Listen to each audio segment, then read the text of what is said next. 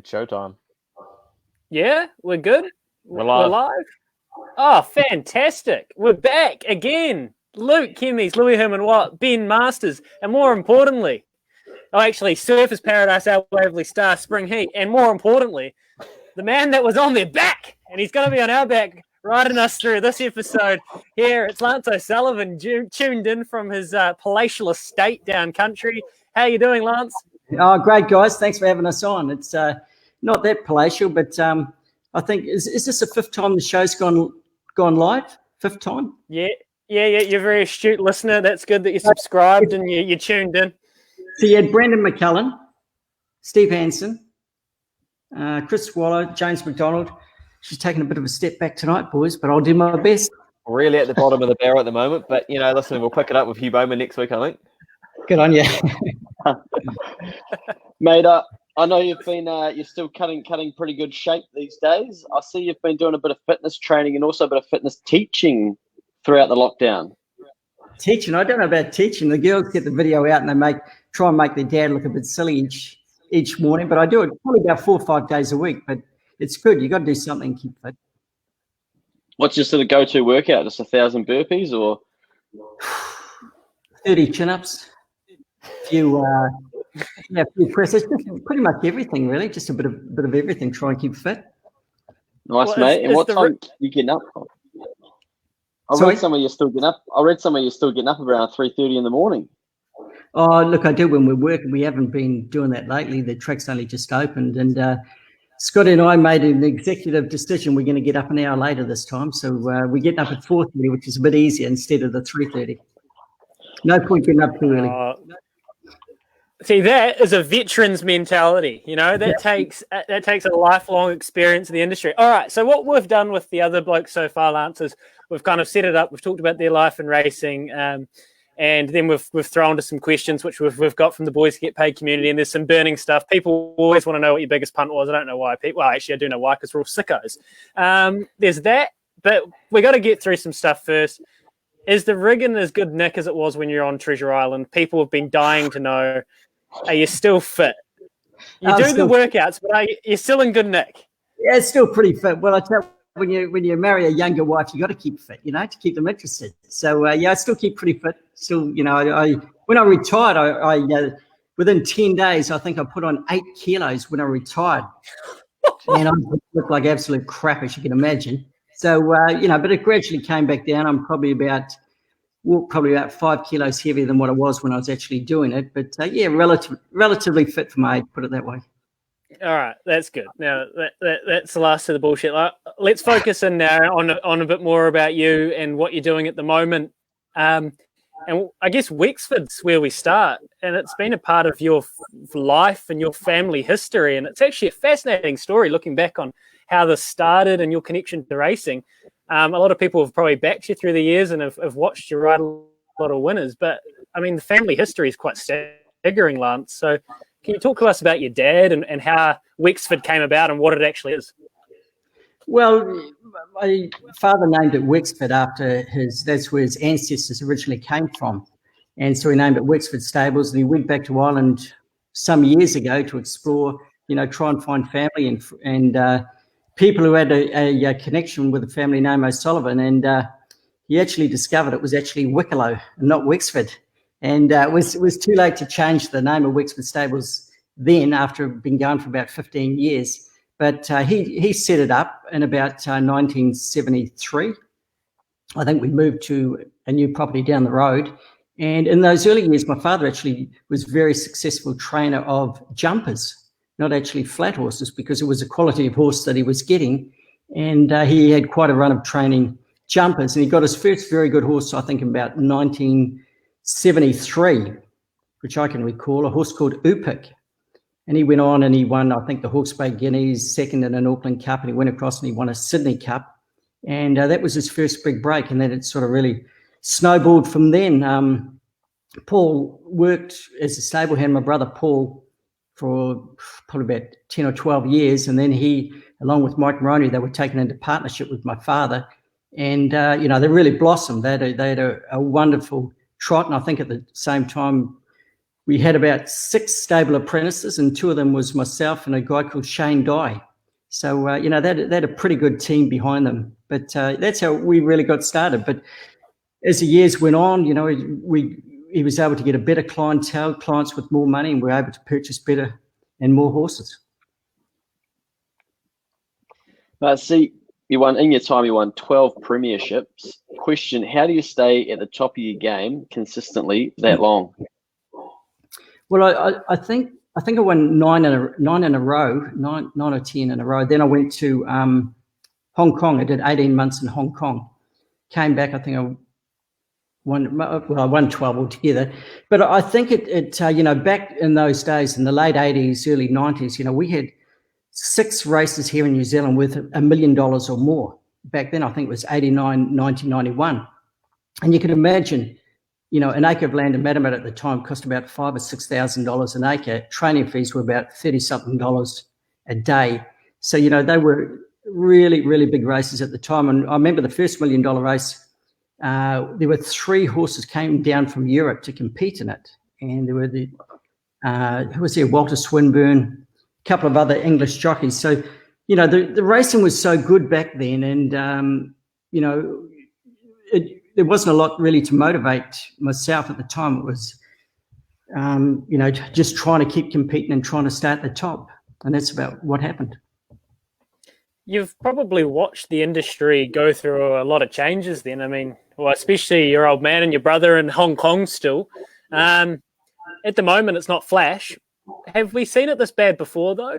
Through your riding days or previous stints training, have you seen it as grim as it is? Doesn't get any grimmer than this, I can tell you now. No, it's never been like this. You know, once upon a time, you know, when my dad trained, he said, you know, they could win a race on a Saturday and that would pay for them for the whole season's training fees, you know, normal hack race, as they called it back then, which was probably a 2-win race.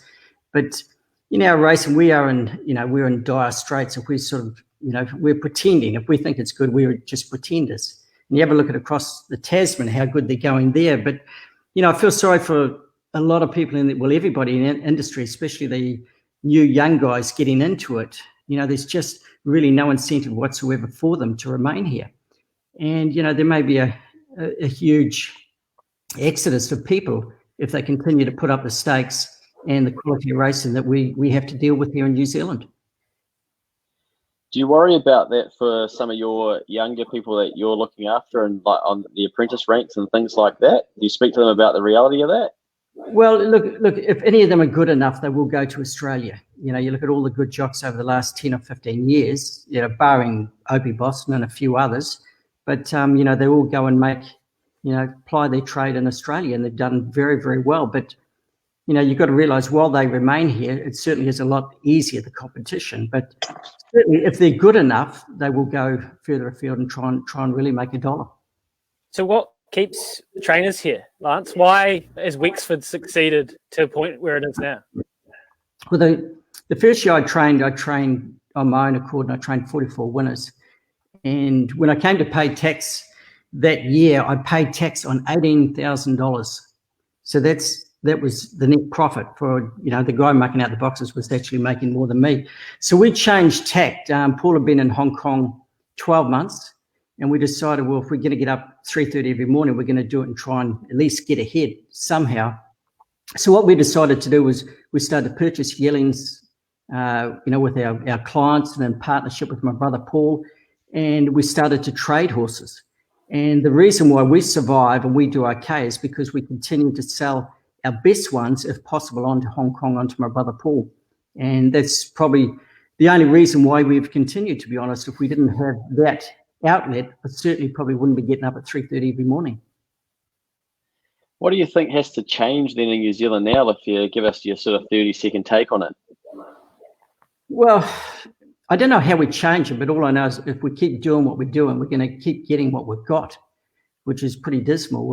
You know, there's been so many papers written on how we're going to change the industry, what we're going to do, and there's been papers written on that paper. You know, they just keep you know, investigating, seeing what they can do, but they just don't seem to change anything.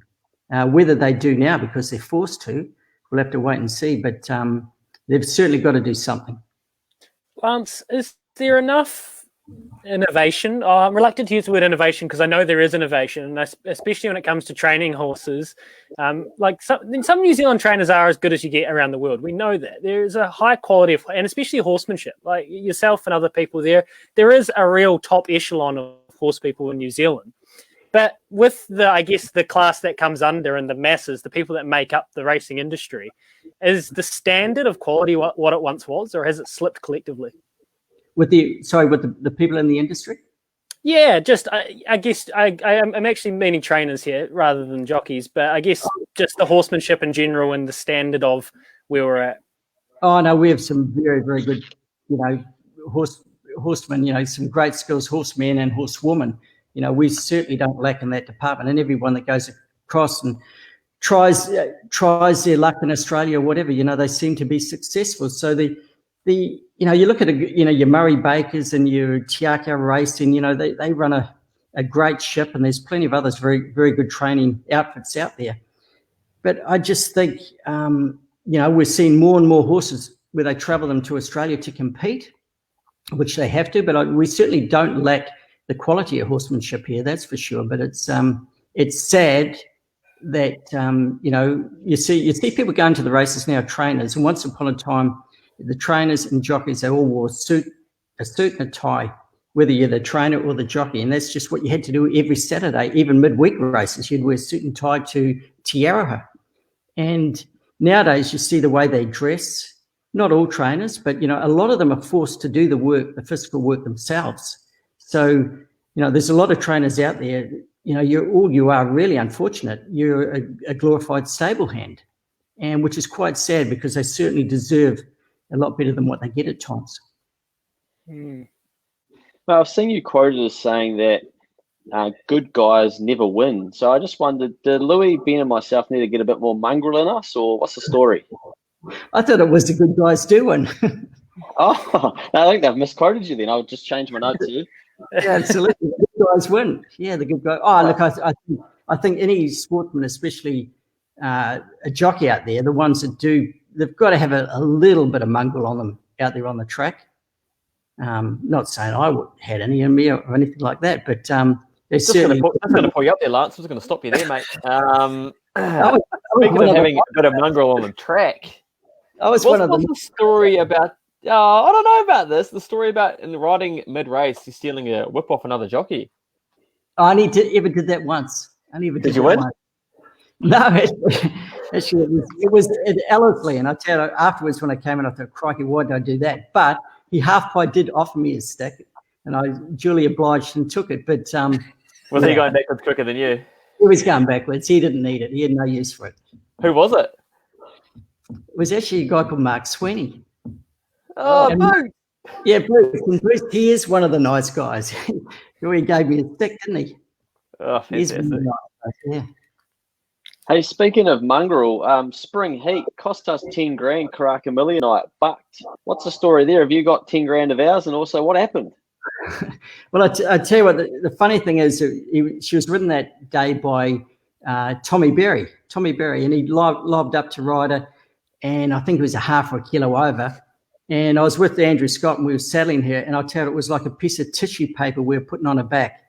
And we actually thought at the time, this is not going to have a great outcome here. The girth was about an inch in diameter, and it was certainly the writing was on the wall before she actually left the parade ring. But we were pretty careful next time we lined her up, I think in the same race, but we made sure we had a jock that could put a decent saddle on it. But that was, I think a lot of horses would have bucked that day with the gear that we're actually putting on her. It just wasn't comfortable at all. Yeah, have you got our 10K or what? No. Clearly he doesn't get over things well, Lance. Just let him be. Go take a spell, mate. Yeah, but didn't you boys back it the following year and get your money back? Plus? Yeah, mate.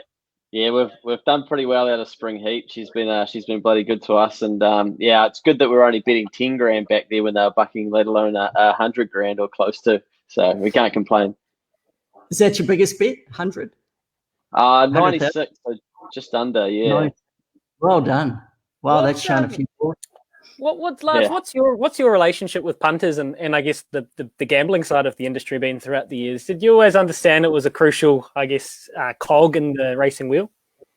Oh, look, absolutely. We, without the punter, and putting it through the TAB or with the bookmakers, we won't have any stake money to race for. But I was always quite mindful of that. Although a lot of punters would have thought at times I slaughtered them, but it was if you can run third, keep them going, run third, so they can get a divvy and get something out of it. But I had a pretty good strike rate.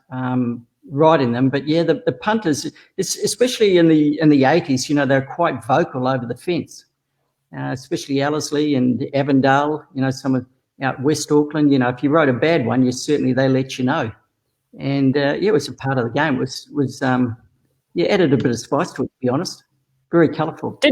Did you? We asked J-Mac this last week, but did you follow the odds on horses? And actually, while you train them now, do you look at a market and do you know how well, like for example, Dragon Leap? Did you understand where he was placed in that market, and do you kind of keep an eye on it going into a race? No, we're not a punting stable. There's a lot of trainers, and they at Scotty and I, we decided it's if they win, that's great, but if they get beaten, go no good, it's bad enough the horse going no good, let alone doing your money as well. So the only time I really have a bet at the races is if you're in a syndicate and a few of the guys say, let's put in a few dollars. But, I used to have a bet when I was in Hong Kong, but since I came home from there, I never really been interested, to be honest. Actually, I should have said I bet in Hong Kong because that's how Chrissy Muncie ended up in jail, didn't he? Yeah, I was just thinking that. We can't put this out. This is live. But my wife had a bet when we were in Hong Kong. How's that? Yeah, that's much better. What's your resting weight, mate? Like these days? Look, it depends how hard I've worked that week, but it sort of fluctuates between 54.5 to 57. Yeah, and when you were riding, you were riding right down in your 40s. You were saying, eh? Well, the minimum weight there on a Saturday was, just in an every open sprint, you'd have to ride at least 49 kilos. And the worst was, Christmas Day, Boxing Day, you always had a light ride in either the Queen Elizabeth or the Queen Elizabeth or the Newmarket Sprint, something. My father had one of those knacks of always putting something in that had 48 or 49 kilos on its back. So, it was pretty tough to keep your weight down all the time, but it was just, look at the minimum weight now. What is it, 54 or something? Yeah. And under the coronavirus, they put it up to 50, 56. Well, in the olden days, when we used to have high weight races, so they were just mainly the hurdle jockeys, so they would compete the high weight races. The minimum was 57. So, our races, they really like high weights, to be honest. It's a lot of weight for them to carry. Yeah, it's quite funny how it all changes and everything does change. It must be interesting to be able to sit here and I'm not calling you old, Lance, but you've got a really wide scope on how you've watched the racing industry kind of go past you and you've been involved for a long time. Do you kind of sit there and go, shit, I've seen a lot, or do you just stay in the moment? Well, I think I sit there and think to myself, well, I saw the best of the years. There's no doubt about that, compared to now. And my father did. And, a lot of those old time traders, they certainly saw the best of them. The best years in racing, certainly I can't see where they're ahead of us, which I'm pretty positive they're not. But I was lucky to have those years, to be honest. And, I do feel sorry for the young. If I was 25 years younger, I probably would have tried to go to Australia or somewhere else. But, New Zealand's home now. But it's certainly not like it was. But I'm going to take you back 26 years here because Dewan, who actually started Boys Get Paid, he sent me a message today and said, this is not a question, but a belated thank you 26 years after the fact. I wrote Lance a fan letter as a 5-year-old boy and months later received a reply in the form of 2 photos with handwritten notes on the back. One of Horlicks after winning New Zealand's first $1 million race and another of a horse called Ella Capella. That reply had me even more hooked on racing. I love that man. Wow, that's pretty cool. Well, actually, I used to get a few letters in the mail, and I always tried to send a note back or try and encourage people to become involved in the industry, because it was a pretty cool industry back then. But yeah, that was something I always replied. If I got sent a letter, I always tried to reply. I'm probably not so good at it nowadays, but back then I used to. That's cool. Yeah, story. nice, mate. I thought you'd like that. It's a really nice touch, and I think that sort of stuff's really important. And you were turning your phone off just before we come live, because you said you get a number of ladies calling you on a Friday night. So you have changed a lot, which is it's sometimes for the good. yeah, my daughters. That's right. How do we get that humility and that personal touch back, Lance? I'm got to stop asking you about what's wrong and why is it wrong. We need to start thinking, and this is what we've been trying to do of late. We're trying to move it forward, because we can sit here and we can whinge we like, but that's not what Boys Get Paid's about. And I know you're a progressive man, and you do deeply care about the industry. So how do we get that touch back? How do we connect with our jockeys more, and how do we connect with our trainers like yourself more? Well, what attracts people to the races? Well, if you look at what Japan did many years ago, they had a guy called Yutaka Taki, and they noticed that there was a real downturn in the number of people, going on course in Japan. So they decided to make this kid the real pin-up kid, and he was on all the billboards in the city. And what happened is all the young girls started to come to the races. And when the young girls were coming, the young guys were following. That's what happened. So they made a real star out of him. And now, you look at the crowds they get nowadays, and you look at Australia, the way Australia, how they promote the trainers, the jockeys, the horses too, and whether, I don't know who we promote, but you need a star in the industry, whether it be a horse or a jockey or whatever. Probably a jockey's a good one, because a horse is not going to last forever. But we need to sort of, gain that momentum where people want to go along to see. It's like going and watching a rugby game, and you got, Richie McCaw or one of the famous All Blacks. People would, you go down the road if he's playing in the local park. So we need to really, make stars out of somebody, and pick a young jockey or somebody and follow them through, make sure they get plenty of publicity.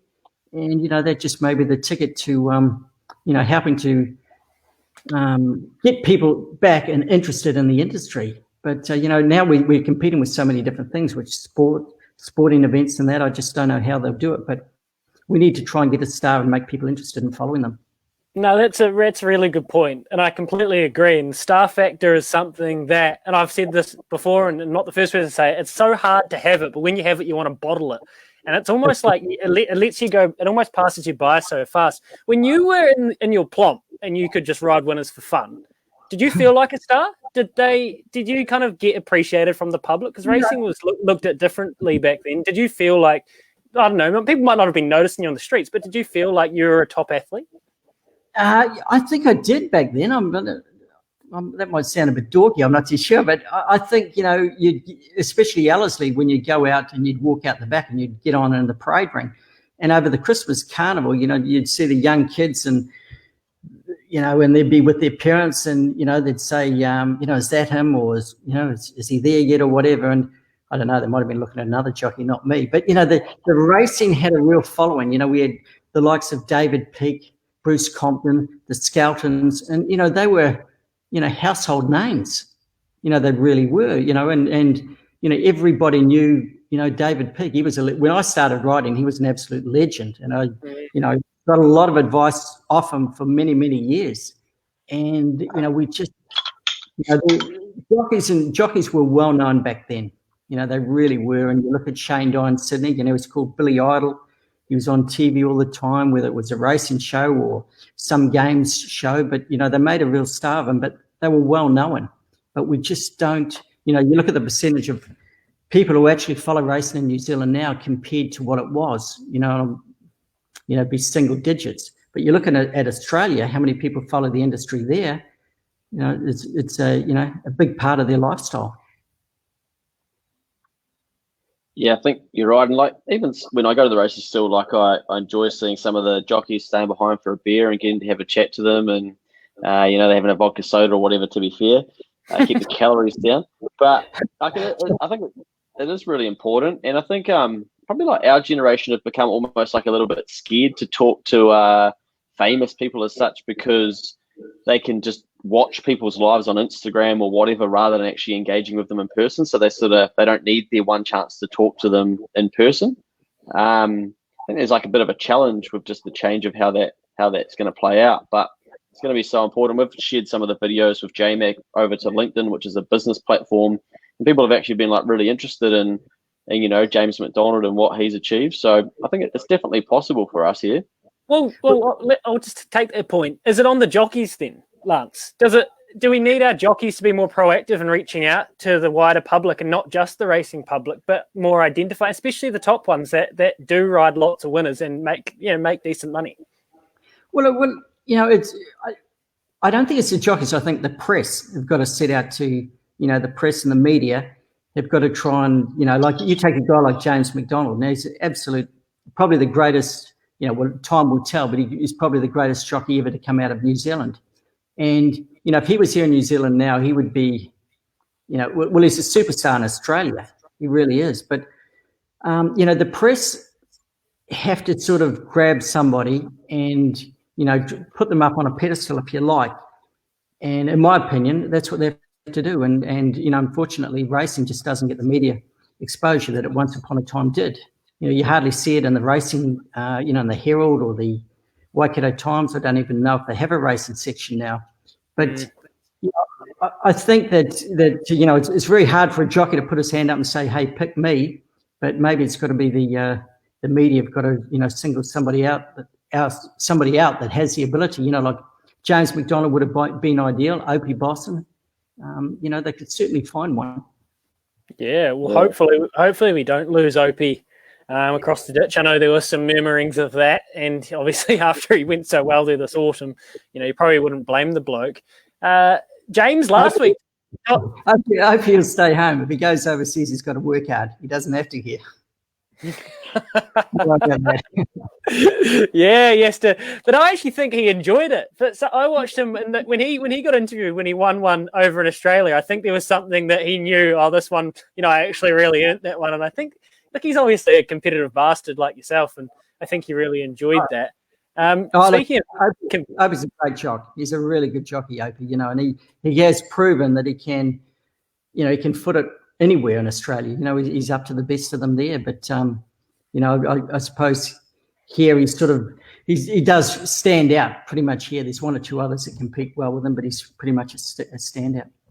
Big fish, little pond. Would he have won Racers back if he was lining up against you, Lance? Oh, it'd flog me now. I'm well past my best. I'm a beaten old horse. But when I rode against Opie, and he was always, he was coming through the grades, but he showed great natural ability right from the very beginning. Yeah, no, that's right. Look, I just wanted to ask you this because James said it last week, and we kind of got it out of him, but he did acknowledge that this was true. He's addicted to winning, and he does it so often, and he's so fucking good at it, and it's like an addiction for him. He loves that thrill of winning a race. And I wanted to ask you, when you were going around, was that the same for you? And is it still the same for you now training them? Well, I look as a jockey, I hated losing, just hated it. In fact, I had a sticker on the back of my car that said, "It doesn't matter whether you win or lose until you lose." And that was pretty much it. Going out there when you rode in a race, I'd rather run third or fourth than second, because if you're second, you're actually the first loser. But it was all there's no thrill like winning. And as a jockey, I can tell you it was far easier doing it as a jockey as opposed to being a horse trainer. As a jockey, you get on and off horses. Quite often the best horse in the race, you get on and off from one week to the next. But when you're a trainer, you have your 30 or 40 or odd horses, and whether they're good or bad, fast or slow, you've got to train them. And when they go no good, you've got to take them home and try and improve their performance. So no comparison between the two. Mm. We'll ask you this one, mate, because this bloke's asked it twice in the comments already, so I don't want him to. Oh no, it's not that one. Where's Tim? How close were you to retire / want to throw in the towel after your horrific injury on Cox Plate Day? I think share that with the lads. A lot of people wouldn't know about that story, mate. Yeah, look, that was, what year was that? What year was it? 2000 and, was it in the 90s, 98, 99, 2000, 2001? I just forget. 99, mate. Look, I never, 99, was it? 99. I actually never thought about retiring, to be honest. And I was off, I think I was off for about 18 months altogether, but I never actually thought about retiring. But, I actually didn't think about being a jockey either again. It was just a matter of taking small steps. I made it my job. I'd go to the gym and the pool 6 days a week. And, I did that for a long time. And, it was a matter of being able to walk without a limp, then be able to jog or run. And then I got back on a horse. But, retirement, I was still a few years away from retiring. But, to be honest, I never really gave it much thought. Did it take a lot of mental strength to come back? Or again, did it just naturally happen? Did you not overthink the process too much? I didn't overthink it, but I certainly struggled because I had a titanium rod went through and where my hip is, right down the middle of my femur, and it was bolted by just above my knee. So it was very uncomfortable to ride in. I could actually feel it digging, and I couldn't quite get down as low. And the surgeon, I remember him saying to me, I said, what are the risks, going back to racing with it in? And he said, well, if you break your leg in that place again, it's going to shatter. Your leg will shatter in that position with the rod down the middle. And I said, well, if I was your son, what would you advise me to do?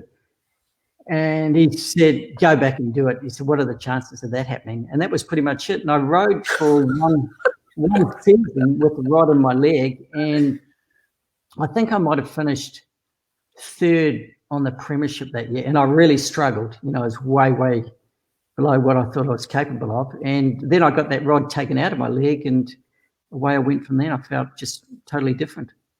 Was that terrifying, knowing that if you came off? Like, did that get in the back of your head, or how do you compartmentalize that? I mean, this is coming from a bloke that has only been on a horse once, and it bolted, and I sprained my wrist when I came off. Like, that seems mental that you can just do it. You can just do that. I never actually thought of coming off or anything. I just, it wasn't in the back of my mind at all. I just thought that, you get out there and you would do it. But, as a jockey, it's actually your job. The one thing you can guarantee as a jockey, you're more than likely at some stage of your career, you're going to have a bad fall and you're going to break something. But, that's your job, so I didn't really have that in the back of my mind. I like it, mate. It sounds like we're just a bunch of quitters asking questions like these. You're just like, haven't even thought of that. What rod? Hey, there's a question, mate. Explain to us how good Stu Lang is, because I've harassed him after a few beers at Ellerslie, and he just carries around like paper refill of race winners of a history of races. We've written down 1:36.07 and last bloody 632 seconds. Must be a bit of a gun. Stewie was a freak, and in fact, I met Stewie. We were holidaying, and I was in traveling across to Tahiti. It was in 1985, and I travelled away with my brother Paul, and we ran into Stewie at the airport in Tahiti, of all places. I didn't know him, but he recognised myself and my brother Paul, and he introduced himself to us, and we became very good friends. In fact, he's the godfather of my eldest daughter, Caitlin. So we're very, very close. And in fact, he's spent the last, I think, 24 Christmases with us. So that lets you know how close Stewie is, but he's part of the family. But he's a genius, doing the form. Nobody knew the horses like he did, but he studies it. It's like a religion to him. And that's all he knows. He knows the form inside out and back to front. And, there are many times where he'd put me on a horse that would have absolutely no form whatsoever, but he'd tell me that he thought it was the best chance in the race. And often he proved to be correct. And, other times I'd say, well, I'd like to ride this one. It's got great form. It's going well. And he would say, well, it's hit its mark. I don't think it's going to be a chance. And, I was blessed. It was 1985 he took over, and he was working for the Best Bets. And in those days, the weights were put in the Herald. So you get the weights on a must have been a Wednesday morning in the Herald. The weights would come through, and it would, in each event, and it would have the rest have 49 kilos, and there might be 6 or 7 horses on the rest. But what happened was Stewie was getting a full list of the horses.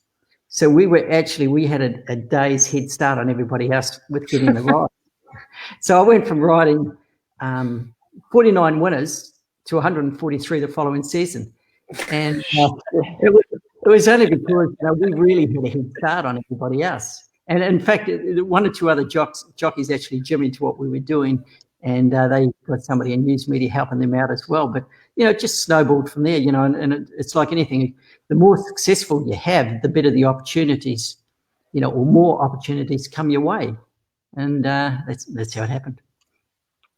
Oh, that's fantastic. And then somebody did something stupid and invented, I think it was a fax machine. So all the jockeys were getting at the same time as what I was. So buggered us up a bit. But you didn't stop winning, mate. That's the difference. No, we didn't. But I think, I was lucky. I rode for, our stable. It was a good stable, but I rode for a lot of other very good horse trainers. And, had a pretty good record on the good races. But, success breeds success, and it just, snowballed from there. We'll ask you this question, mate, because we can't ignore Ted McLaughlin. He says, Mr. Tiz is one of the best sprinters I've seen, winning 17 to 36 starts. And I heard you say that he was almost human when he was that intelligent. Can you give us a little insight to the champion that is Mr. Tiz?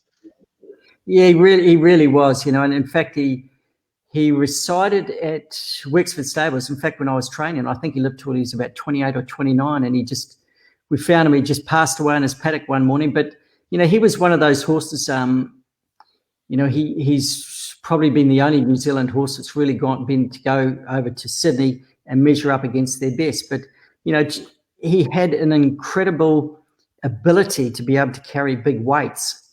And he's the only horse to have won three railway handicaps. And I think in his last one, he carried 11 kilos more than the runner-up, or 11 and a half kilos more than the runner-up, which is just, the span and weights. I think the second horse had 47. I think he had 58 and a half. But I can record he drew one. He was getting a good run. He was 3 back the fence, and he got badly interfered with, really badly interfered with. And I think he went back to second or third to last, and coming around the corner, and I'm trying to pull him out, to get out to the outside, because he's probably about 5 back on the fence at this stage. And he just kept leaning back to the fence. He just wouldn't let me pull him out. And he just kept leaning into the fence. And all of a sudden, the gap started to open along the fence. And all he did, he had to come outside one horse, probably about the last 120 metres, and he got home and he won by a head or half a neck or something. But incredibly intelligent horse. He's one of those. He used to get back and he looked awkward to ride because he used to carry his head. He had a high gait with his head. But, truly, I think you could have just thrown the reins at him and said, "Good luck, old boy," and he would have got you around and found a good passageway for you. It was just, very intelligent, very competitive horse. We may as well. You go. I was just going to say, do you think that some horses know where the line is? Because I've heard people say that, and I always remember a race this size at Manawatu, Anna Bandana versus Antonio Lombardo, and Anna Bandana stretches her head out and she closes her eyes right on the line and just gets it by an absolute freckle to nut out the Mackay runner. And I always look at that and think, shit, did she know that was the winning post? Look, I tell you, in my opinion, the good horses know. The good horses are super competitive, and you can push a horse out to the line. As soon as they hit the line, not many of them take a lot of pulling up. They know that they're but they're trained like that in the morning at the track. They work to a winning post and they ease up. I think the good horses do. The good horses are very, very competitive, and there's no doubt they know where the line is. You see a lot of very good horses over the years. Octagonal was one. He'd always only win by half a head, and seemed to get there in the last 1 or 2 strides. So, I do believe that they do know where the line is. Well, some of them definitely do anyway. Yeah, that's good to know, Luke. All we need to do now for the next Punters Club is find out what are those horses, then pay them off, and then all our problems are solved. And that sounds good. Yeah. Okay, we've got to start. We're going to start speeding this up because what's that, Lance? I was going to say some of them know where the line is too, and they pull up about 300 meters before that as well. Oh yeah. Yeah, we draw a line through those ones. You haven't had a top up of your gin and soda in a while, so we'll start ripping through some, and we'll let you get out of here for your Friday. These are just some questions we've got through the weeks for people wanting to hear from you guys. So Mr. Tiz might have been the most intelligent horse you rode, but who was your favourite horse to ride? Favourite? Yeah, look, I tell you, he was probably right up there. I was lucky. I rode a lot of really good ones. And not just from our stable, but, in our yard there was Surfers Paradise, Horlicks, Mr. Tiz. You go on and on. There was a great list of Group 1 horses that my dad trained. But, there's nothing like riding a horse that can jump and race on the pace. That's pretty exciting. And I rode a few of those. Calm Harbour was a very good horse trained by Noel Eels. And, I think the day he won the Celt Capital, I think Solvit ran second, and I think Rough Habit ran third. It's good to be able to ride those horses that they can really accelerate, and there's nothing more exciting than that. But as far as the favourite goes, Surfers Paradise, he was a pretty small, ugly, unassuming looking horse, and he just had a huge motor in him, and he was pretty cool horse to ride. If he'd come from back lead, you could do anything on him, but a great horse. Probably the most underrated horse I rode, to be honest. Oh, wow. Nice. One of the lads has got an interesting question here. Richard Wadu asked, how cold is it at the Matamata track in the mornings? And rumour has it that you have a battery-powered electric heated jacket. I do. In fact, Andrew Scott has as well. No, but anybody can get one. Just go to the tool shop. And you can tool shop in Hamilton. I've got nothing to do with the tool shop, but I'm not trying to give them a free ad. But you can get a jacket, and you charge the battery. And I take 2 batteries to the track with me every morning, and I can assure you I'm never cold. But greatest invention ever. But I've only had it for about just over 12 months now. Oh, that's a veteran's move again. I hope there's some young trainers out here watching this that are just learning from one of the vets. Look, you talk about that Cox Plate win and an underrated horse. Is that your signature win, do you find? Or in Japan, is that where you look back and maybe the race you're most proud of? Well, I think, both of them were right up there. And I think the Cox Plate was great because I think we'd had a couple of seconds in the race and 2 or 3 thirds and a fifth, and I think my dad had 3 or 4 seconds in the race. So it was great to actually do it for my father on a Wexford horse, and that was on Surfers Paradise. And he went into the race. I think he'd finished second to last or last to start before in New Zealand, but he was one of those horses.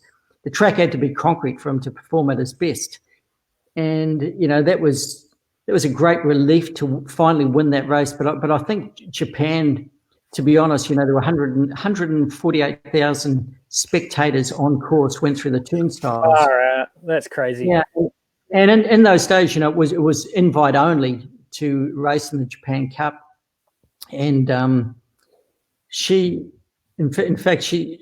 travelled over there. She was meant to run on the Cox Plate, and she was scratched the morning of the Cox Plate. She had an elevated temperature, so she was pulled out, and she ran a week later in the McKinnon at Flemington, and she broke the track record that day at Flemington. I think Vo Rogue finished second. You've probably never heard of these horses, boys. You're probably too young for that. That's a history lesson.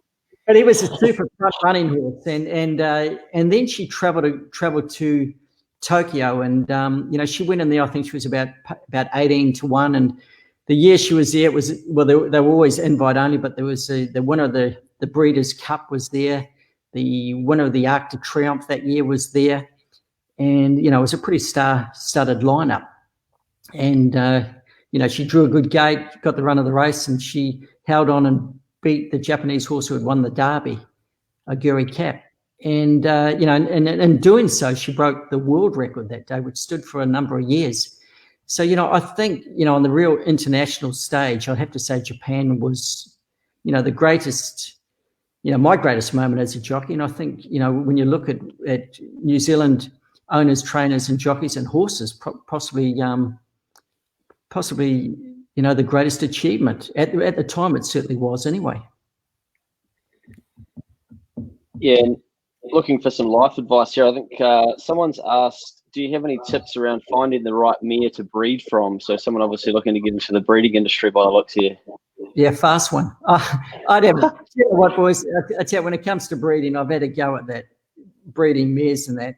You can leave me out of it. It's a mud thing, I tell you. You got to have 100. You got to have a lot of mares. You know, I think I've bred. I've probably only bred a dozen odd horses.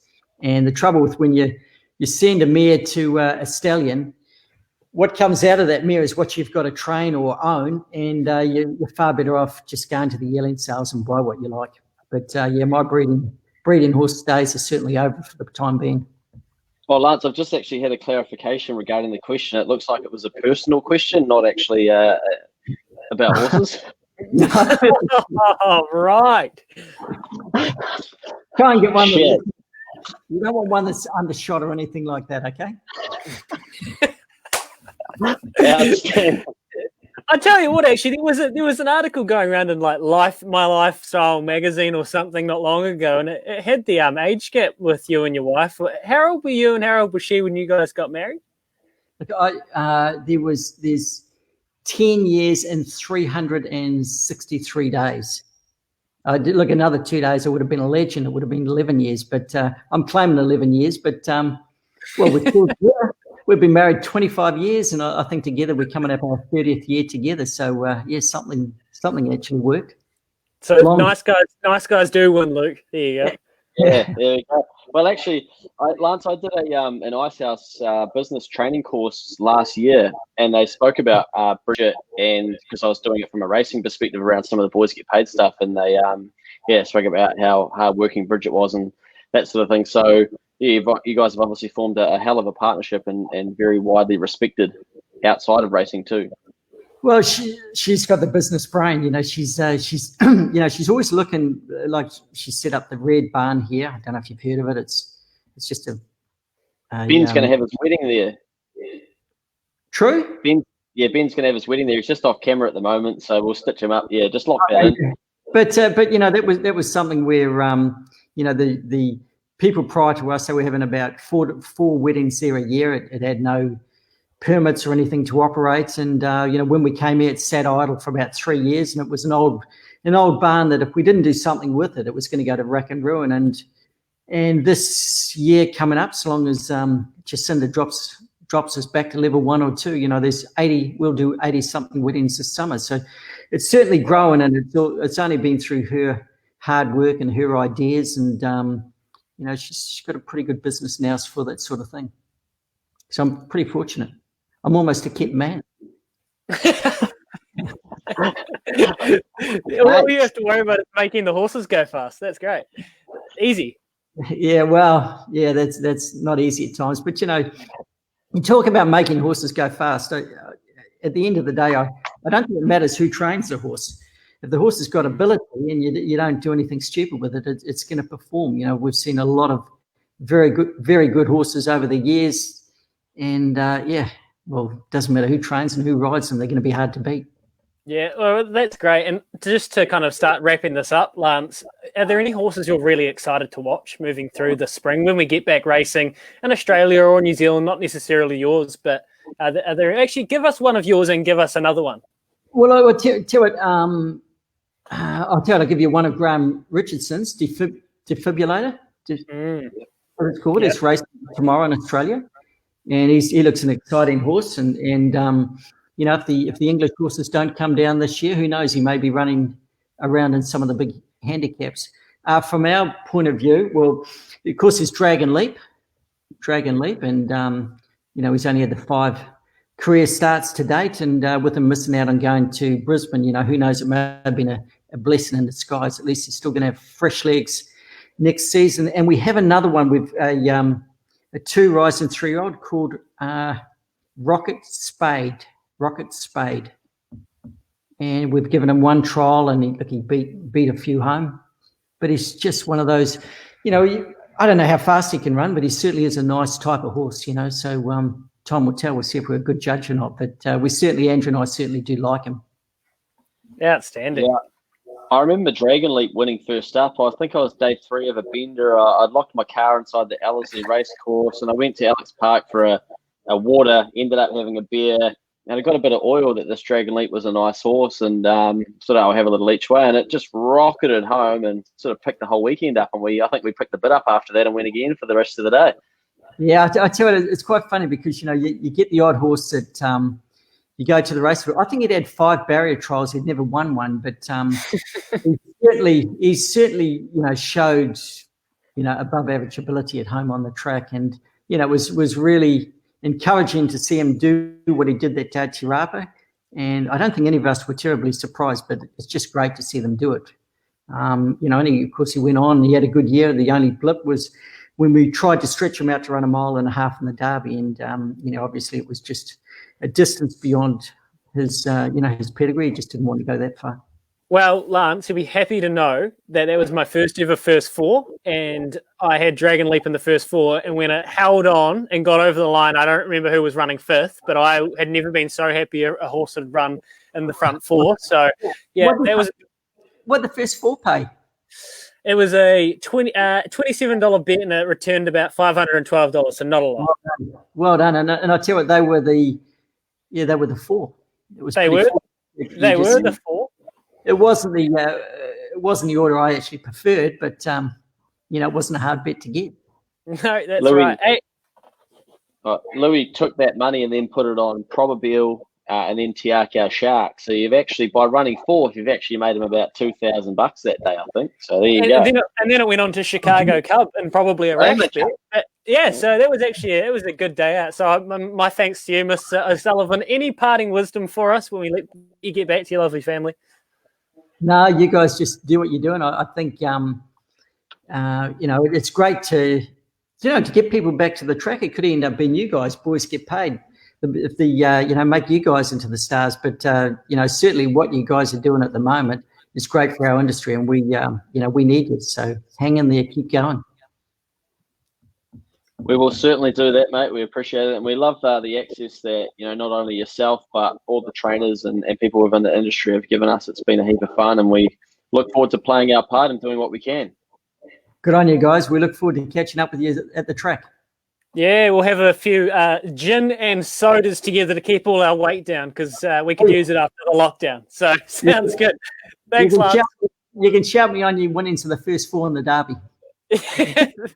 Awesome, bro. Thank you so much. There we go. Pleasure. See you, mate. What a fantastic man. He's an icon of New Zealand racing, and boy, is he a good bloke. How good. Yeah, he's a champion, eh? Got a bit of banter about him too. Betty, what have you been up to there? Been banging a few more beers, a few more dog punts, no doubt? Yeah, had to get a couple more beers on deck because I ran out as usual. God, how good was the dog? How good is Lance? How good are the O'Sullivans? Yeah. While you were off, mate, you said that they were going to do you a deal on your wedding down there at the barn. The Red, I thought I heard something in the background. I was like, the Red Barn. Okay. That's you getting married to that's you getting married to your partner at the moment, Tash. That's. Oh, was it an offering of the hand in marriage to one of the daughters? No, that was just to Georgia clarify. Catlin. Oh, yeah. Listen, let's talk. Okay. He's had a few beers because the dog's won. He's packing some spring heat. That's good. You could tell Lance is still a winner at heart, eh, Luke? He's a cold-hearted winner. He's a great man. I really enjoyed that. Yeah, mate, I love it. I think there's just so much to learn from people that have been there and done it, and that's what we're trying to do with some of these as well. It's not just the racing side of it, but try and pull out what we can learn around excellence and then apply that to our own areas of career and whatnot. So it's just bloody good to dig deeper. I thought it was interesting what he had to say about the weight with the jockeys and stuff. Obviously, things were a lot tougher back in the 90s, 80s, back when I was growing up. Yeah, well, they bred them hard, and there's some comments from Lance that will stay strictly off here, but I'm sure he looks at the way things are now, and I'm sure he probably goes, "Fuck, standards could be a bit higher." And like in many champions of years gone by, unfortunately, those high standards they held always don't get brought up, and it's the same in most industries. So, but it's good to have them. Yeah. Yes. Speaking of what Ooh, eyes are a bit bloodshot. What's going on there? Speaking of what he had to say about horses knowing where the finish line is and just being ultimate competitors, I think I was talking to a guy who was working with Volpe Veloce, who went through the ring today. I've got no idea how she went, but anyway, and just saying that you can actually tell the horses that are super competitive, like your Volpe Veloces, your Winxes, your Black Caviars, who are just ultimate competitors. And it's so funny because you can draw a really close parallel to what's very topical at the moment, the Michael Jordan documentary. Your freaks in your sports, your freaks, the ultra competitive, your jockeys, your Michael Jordans, your Winxes. Yeah, thanks. Anyway, let's I'm just going to cut it there, Benny. Thanks, mate. That's good. We're still live? Oh, yeah. Outstanding. No, you did right. Just got 3 new watches. Thank you.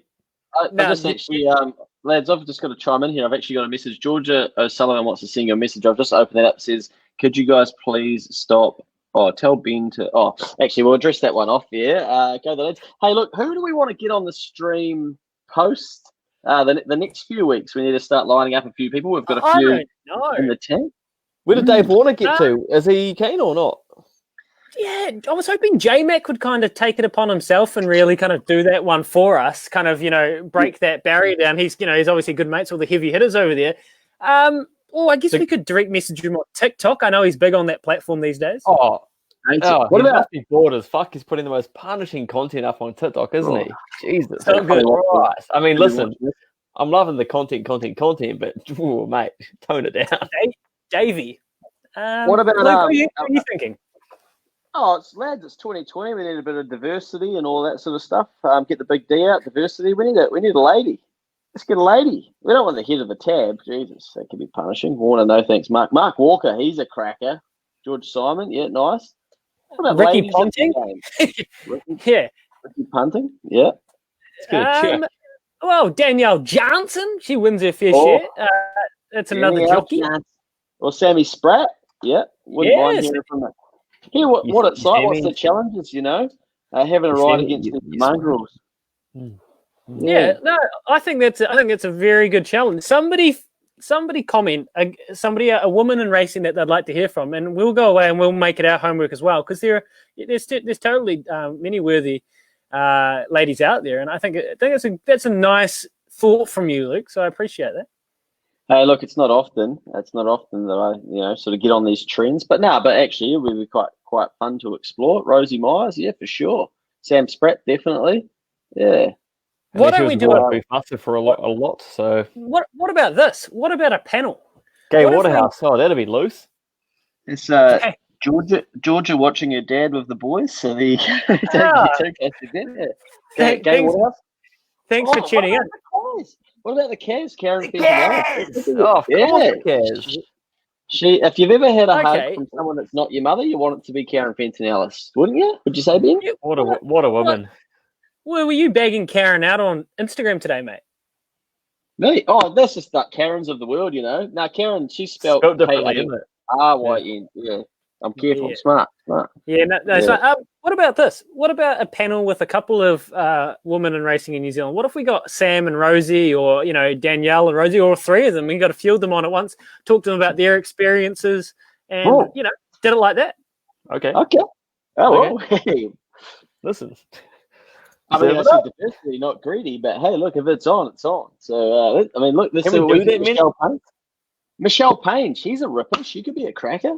Yeah, Michelle Painful, sure. Let's go away and let's have a think about that. But there are heaps of options. Other people I was thinking, I still want to track down Joe Lindsay. And she is obviously, Brendan and Joe have obviously had a tough year. But, man, if you talk about their life in business and then in racing, I'm sure they've got a lot to give us. So we're going to get our stalk on over the next few days, and we'll track some people down. Don't worry. I mean, Ben, you haven't needed much excuse previously to send out rash DMs. So, hey. Yeah, especially from the boys get paid to count. So, listen. Yeah. Look, it'll happen. You got a 33% chance it's going to be Luke. Sometimes it's not. There we go. Yeah. Now, look, and look, we're open. We're going to keep this rolling. We're going to keep it going back to back, week to week. So, Stephanie Marsh, sure. keep sending those suggestions through, and we will. Still need a sponsor. So Darren Weir. Yeah. Still need a sponsor. I'm working on that, lads. I'm working on something special in the background, lads. I just need to try and get some ducks in a row, and then we knock them all off. You know. I was going to say, mate, if you're a bear, you produce beer, then you're going to get featured a few times with the old piss man over here. So. Yep, that's right. You might not be drinking that soon, Ben. You might be drinking maybe our own special BGP lager or ale. If naughty. Hope it's really hoppy. Up and up. Is that a tease? All right, lads. Good session. Thanks to Lance O'Sullivan. Cheers to Georgia and Caitlin for watching the old man. We'll be back. Until then, go the lads.